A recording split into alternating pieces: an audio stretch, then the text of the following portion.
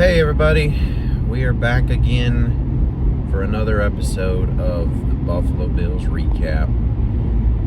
This is going to be, I honestly, I don't know what this is going to be, because I feel like it's just going to be a rinse and repeat episode of what I've been saying for the past month and a half on the page.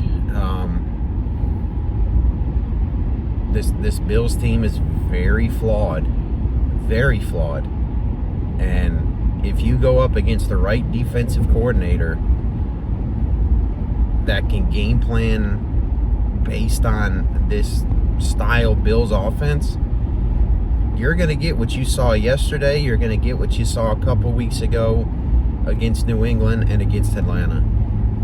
Buffalo, if you couldn't tell, loses to the Miami Dolphins, a team that they have absolutely dominated for, at least the past 6-7 years. The first time Miami's beat the Bills since 2022, I believe. And it wasn't particularly close. Buffalo, in all respects, gets blown out against a Miami team that has, 3 wins now? A very pitiful performance, man. And this comes on the heels of Tuesday's trade deadline, where Brandon Beane did absolutely nothing to fix this roster. A roster that anybody with a pair of eyes that's watched a game or two of the Bills this season could tell you where the holes are at, what needs to be fixed, and in all respects, he sat on his hands at the trade deadline. They come out with these post, deadline reports, I guess you call them, saying that the Bills were the highest bidder trying to get Jalen Waddle, or they even made a play to bring in Quinnen Williams, and it's like, that's all well and good if it's true. Based on the return that they were saying the Bills offered for Jalen Waddle, I find it hard to be true, because Brandon Beane loves his draft picks he has no idea how to draft players with, but he loves his draft picks. So for them to come out and say that, Buffalo offered a first-round pick for Jalen Waddle, I find that hard to believe, because Brandon Beane is, like I said, loves his draft picks. So that's why I'm saying I don't know how true these reports are. So, but the Bills need help in quite a few areas, wide receiver being one of them, and yesterday was a prime example of it. Nobody was getting open, at all, and the times they did get open, they dropped the damn ball. It's so frustrating, because you have a guy like Josh Allen as your quarterback. For all we know, could be a once-in-a-franchise type player, and we are wasting his prime. Wasting it. The guy is literally running around in circles, trying to buy time for somebody to get open. And at the end of the day, he just turns around and runs with it, because nobody's getting open for the guy. And this is, it's so frustrating, man. And then, it gets to the point of the game where he's, we're down, I think at the time it was 13-0, and the Bills are in the red zone. You get you a touchdown there, and you're right back in the ball game. But again, man, nobody's getting open, and he just has to try and force something that's not there, and it winds up as an interception. It'll go down in the stat sheet as an interception, a turnover, sure. But how much blame can you really put on Josh there? He's got nobody to throw to. And then all defense has got to do is sit there with a spy. He can't run the ball. It's so frustrating, man.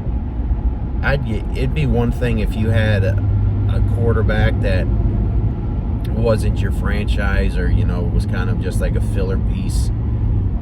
But Josh, what else has he got to do for the city, man? gosh, it's so frustrating. And then the same aspect on the defensive side of the ball. The defensive side of the ball, man, we have just been riddled with injuries. I mean, I can't remember the last time I've seen a Bills team, especially on one side of the ball, just so depleted with injuries. And yesterday,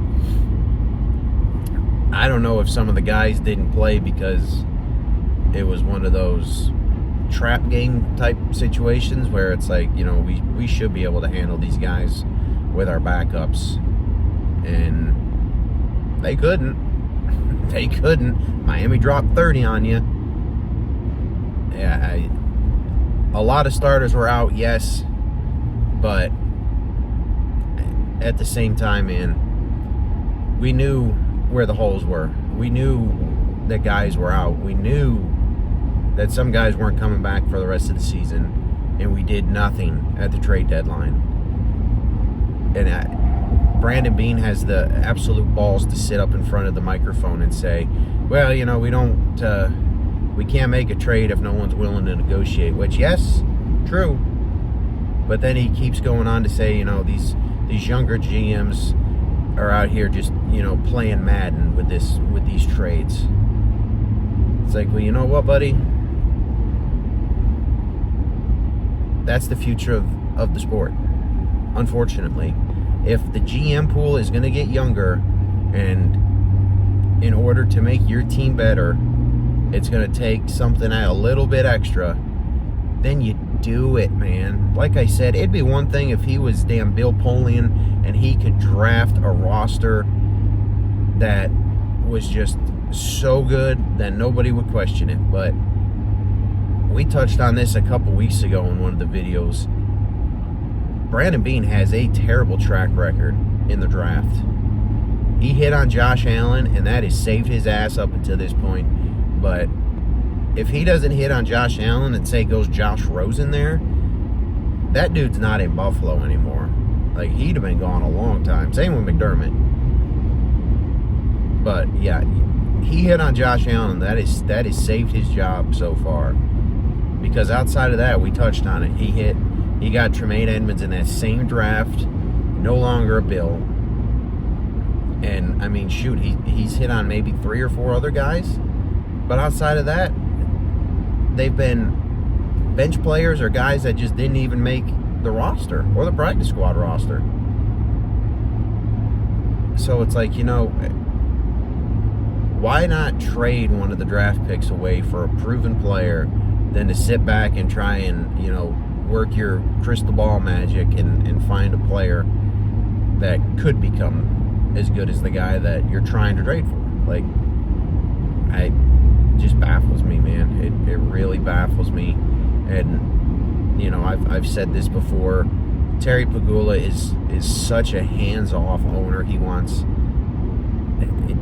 It seems like he's more worried about having control over the Buffalo Sabres than he is the Bills, and he kind of just lets McDermott and Beane run the Bills for the most part. And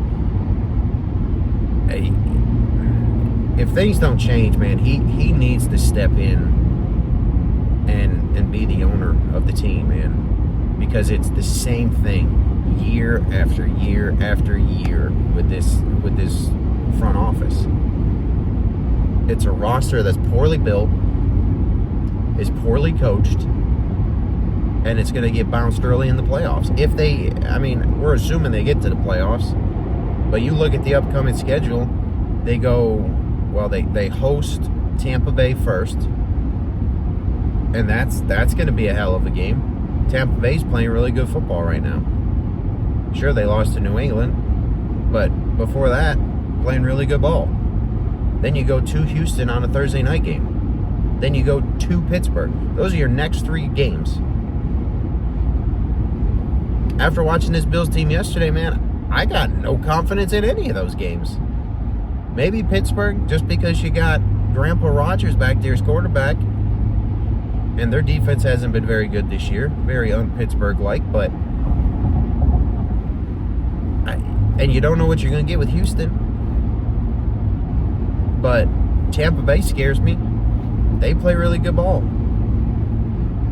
So I don't know, man. You look at the upcoming schedule for Buffalo, and it's like, you assume they make the playoffs, but if they do with the roster they got, hey, to me, they're a wild card or divisional round exit.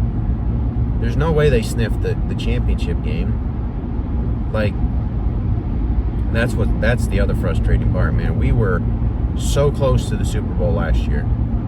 So close. And we've taken a massive step back. And the other part that really sucks is you look at guys that were on this Bills team and what they're doing for the teams that they went to. Teams that are players that wouldn't have cost very much to bring back. Like, look at Mac Hollins in New England. He balled out yesterday. Not to mention that other wide receiver in New England that Buffalo had, that we traded away, that we basically ran out of Buffalo because we wouldn't change the front office. Look what he's doing for that team. It's, I don't know, man. I could say it's frustrating 700 times. If this turns into a drinking video, I apologize to your livers, but yeah, I don't know what else I can say about this team that I haven't been saying for a month plus. You know, I'm gonna assume they make the playoffs. I don't see them winning the division at all. I mean, shoot, they should be able to get a wild card spot, but assuming New England stays healthy and they keep playing the level of ball that they've been playing, or at least close enough, I think they take the division. I mean, shoot, they got a 1.5-game lead already. So yeah, I think we've reached the point in the season where we're going to find out a lot about this Bills team in the next month or so. You know, because after Pittsburgh, then they get Cincinnati, and Burrow's not supposed to be back yet for that game. So, you know, you figure that's a win. I don't know about the Pittsburgh game. I'm gonna assume it's a win, just because, like I said, Rodgers is your quarterback, and the Pittsburgh defense is not very Pittsburgh defense-esque this season. You never know what you're gonna get with Houston. They could play good, they could play terrible, but it's at home and it's prime time, so you got to kind of give the edge to Houston there. And then this week it's Tampa Bay, and I think the only factor that would kind of talk me off the ledge on that game is the fact that it's in Buffalo, and Buffalo plays really good at home. So I don't know. We're going to find a lot about this Bills team here very quickly, and I don't know, man. The more I talk about it, the more pissed off I get that Brandon Beane did absolutely nothing at the trade deadline, man. Just absolutely mind-blowing to me. A couple other things I'll touch on real quick. Like I said, it's a poorly coached team. Joe Brady, I don't know what the hell's happened to this guy, man. He had like the cheat code for Josh Allen last year. Like, some of the stuff he was able to draw up wasn't very complicated, and was able to get, you know, Josh into a rhythm and let Josh be Josh. And I don't know how much of that is him changing his scheme just year to year, or how much that has to do with the fact that we have absolutely no playmakers on the offense. I don't know. So that's why I'm not 100% on the Joe Brady needs to go train, because I've seen what he can do with a roster full of guys that can actually get separation. This Bills offensive team right now cannot get separation at all. The one guy that was getting open was Kincaid, and now he's hurt, and it seems like he's going to be gone for a month. So, yeah, I don't know how much that blame falls on Brady. Some of the play calls, yes, they are absolutely atrocious. Why the hell we're not involving James Cook more in the running game, I don't know. Yes, he had a fumble yesterday that, you know, it killed the momentum of a drive. But give the guy the ball, man. I mean, you're down 2 scores, but you still have a whole half of football to play. Like, stick to your run game. Game's not over. But it was just throw. And that's the kind of stuff that irritates Bills fans, is he abandons a run way too quick. You got a guy like James Cook as your running back, a guy that coming into this week was the second leading rusher in the NFL behind Jonathan Taylor. Like, what are we doing? So, there's that, and then some of the play calls, trying to get too cute. Yes, that stuff you absolutely can criticize him for, but yeah, I don't know. And then the defensive side of the ball, I don't know who's calling the plays anymore. Is it Babbage? Is it McDermott? Whoever was calling it yesterday absolutely sucked. I mean, yes, we've touched on it. The guys are hurt. But, I mean, you got your rookie corner, a guy that's only making his, third NFL start, going up against Jalen Waddle. Like, what are we doing there? Like, the guy's not... He hasn't proved himself in the NFL. Like, you don't know what you're getting, and you're going to stick him on the team's best wide receiver. And guess what? Waddle had a good game. Touchdown. I think he was close to 100 yards receiving. Like, it's that stuff, man, that just absolutely drives me nuts. But we will, I guess we'll see what happens going forward, man. I think I'm on board with the fire McDermott train now, unfortunately.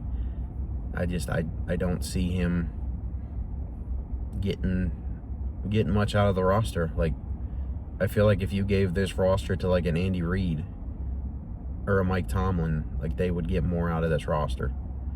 And I don't know, man. I think McDermott's time's kind of come to an end. Should come to an end. Brandon Beane, I'm over him. I'm over him. We need a new GM.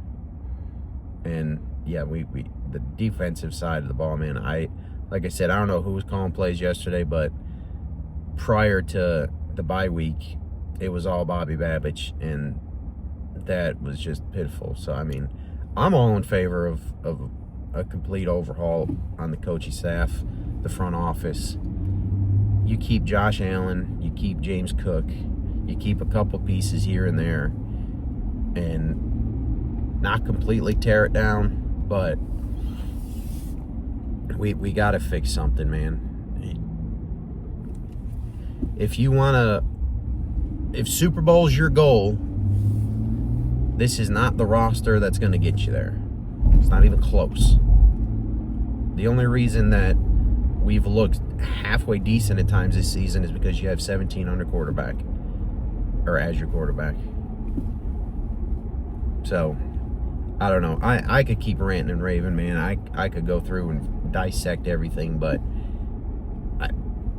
it's 6:45 in the morning. I'm almost to work, and I don't want to show up pissed off on a Monday morning. So, I'm going to leave it at that, man. We'll see y'all next week. Buffalo, Tampa Bay. Hopefully we're talking about a Buffalo dub, but I'll not hold my breath until then. So, appreciate y'all for listening to my ranting. If you're a Bills fan, you feel my pain. So, we will see y'all post Tampa Bay, and hopefully we're talking about a win. Appreciate y'all. Go Bills.